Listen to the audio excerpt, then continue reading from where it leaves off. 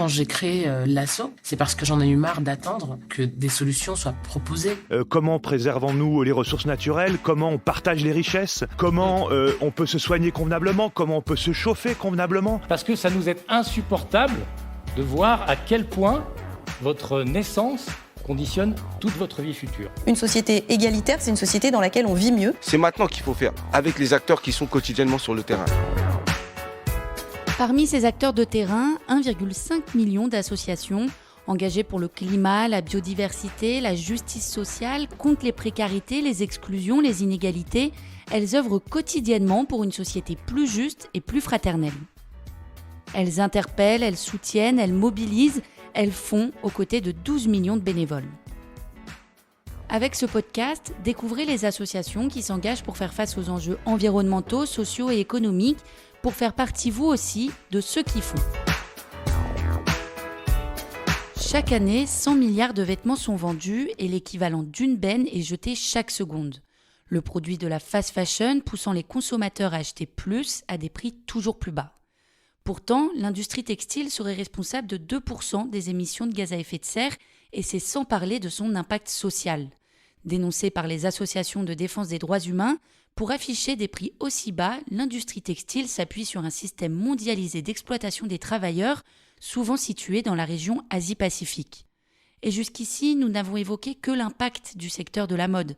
C'est sans compter la surconsommation des autres secteurs tels que l'électroménager, les smartphones, l'ameublement.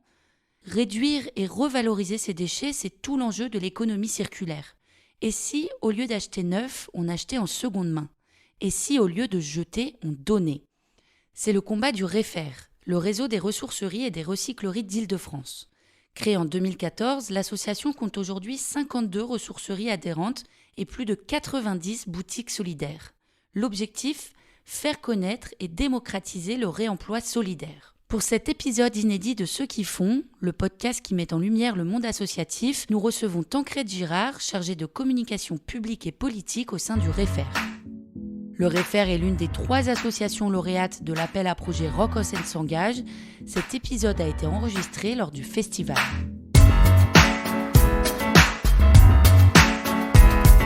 Bonjour Tancrède. Bonjour. Pour bien comprendre, est-ce que vous pourriez redéfinir qu'est-ce qu'une ressourcerie, qu'est-ce qu'une recyclerie, quelles sont les différences ? Bien sûr. Alors, en effet, comme tu l'as dit, aujourd'hui, on consomme beaucoup trop de choses, on produit beaucoup trop de choses et qui vont finir majoritairement détruites. C'est là qu'interviennent les ressourceries recycleries. Donc, c'est des associations à but non lucratif qui vont collecter tout ce que les citoyens veulent donner. Donc, ça va être de la vaisselle, des bibelots, des meubles, des habits. Elles vont les réparer quand c'est nécessaire, les valoriser et ensuite les mettre en vente à prix solidaire, donc un peu partout, notamment en France.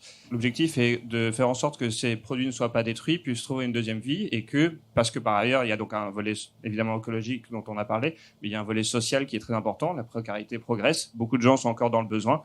Donc face à l'absurdité de détruire des objets qui pourraient encore servir, l'idée c'est de mettre en vente ces objets à prix solidaire au service de tous.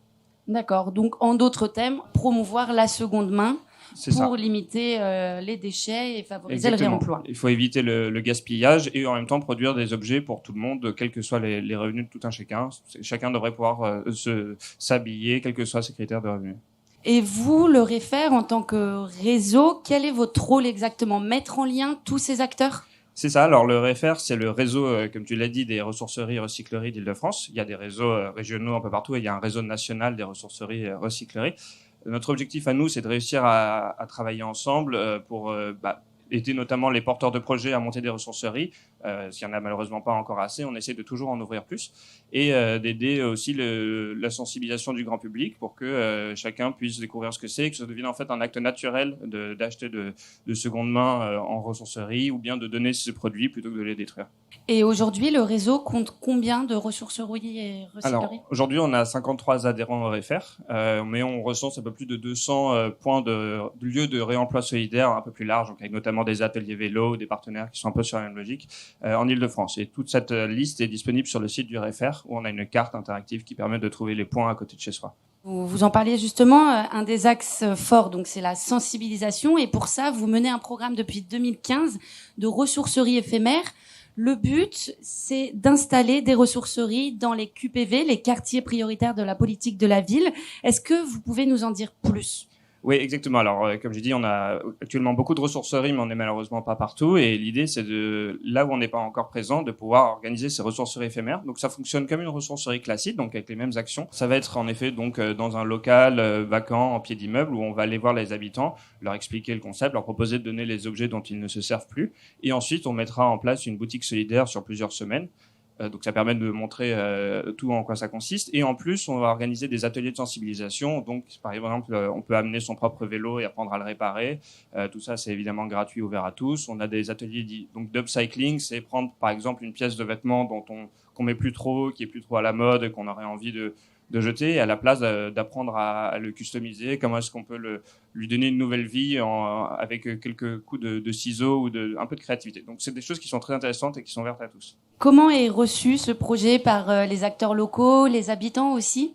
C'est super bien reçu. À chaque fois, ça marche très bien. Et ce qui est du coup très, très valorisant pour nous, c'est de voir que le public est demandeur de ce genre d'initiative, et on peut ensuite contribuer à les mettre en place des ressourceries pérennes sur ces territoires, donc en lien avec les bailleurs et les collectivités, et montrer que en fait, une ressourcerie peut avoir un impact très fort aussi bien sur l'économie, sur les déchets, sur l'économie circulaire, et aussi créer des emplois locaux. Faut savoir que les ressourceries, en moyenne, c'est 28 salariés, dont beaucoup sont en insertion. La moitié des ressourceries sont en chantier d'insertion. Donc ça permet de faire des emplois locaux tout en contribuant à l'économie circulaire et à faire de l'animation dans les quartiers. Peut-être pour celles et ceux qui nous écoutent, qui aimeraient se mettre au réemploi solidaire et donner leurs objets, quels conseils vous donnerez ? Est-ce qu'il existe des règles d'or ? Comment faire quand on n'a jamais eu affaire à des ressourceries ou recycleries ?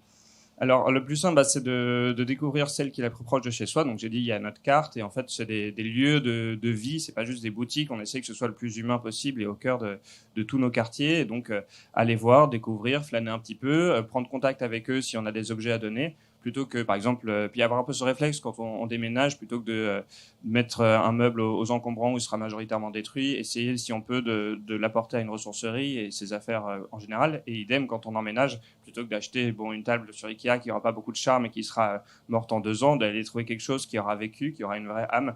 Donc, il ne faut pas hésiter à prendre contact avec nous. Au Refaire, je réponds bien sûr à tous les mails, sur les réseaux sociaux, contacter la ressourcerie la plus proche, voir ce qu'il y a, voir ce qui s'y passe. Il y a beaucoup d'animations, d'ateliers, des concerts, des présences d'artistes en tout genre, des choses qui sont vraiment géniales, qu'il faut vraiment découvrir sur place. Il y a aussi beaucoup de cafés associatifs, donc qui fonctionnent sur cette même logique de redonner un peu de vie dans les quartiers, et que ce soit pas chacun chez soi, ce qui est d'autant plus important après le confinement où tout le monde a eu envie de rester chez soi et voilà, de commander à manger sur son smartphone. À la place, c'est aller voir sur place comment ça se passe.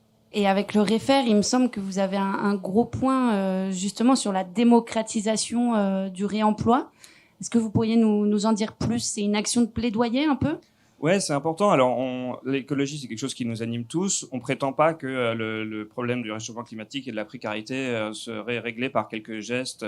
Voilà, c'est un peu la politique des petits gestes. On sait qu'il y a des changements structurels et systémiques importants, mais chacun a une part à faire là-dessus. Et c'est ce dialogue qu'on veut initier. Trop souvent, la seconde main, par exemple, offrir un cadeau de seconde main, c'est vu comme quelque chose d'un peu cheap, et on veut vraiment tuer cette idée-là.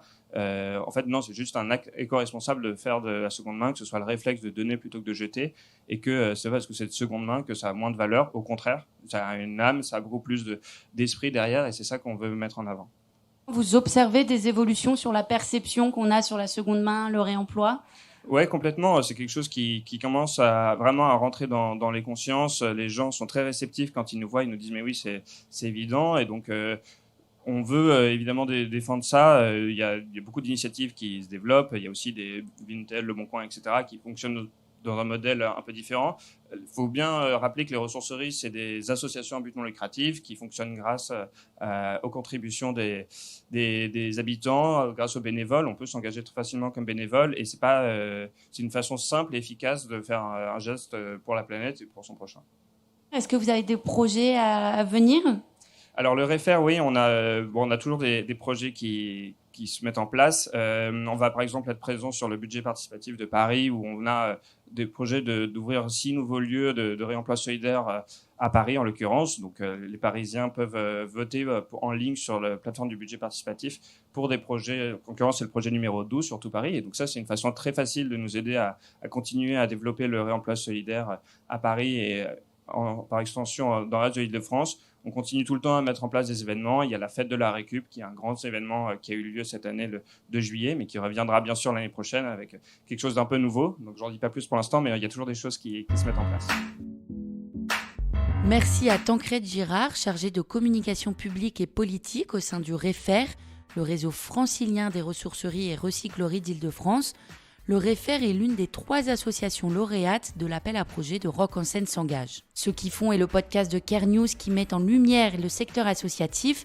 Si cet épisode vous a plu, n'hésitez pas à le partager ou à mettre des petites étoiles sur les plateformes d'écoute.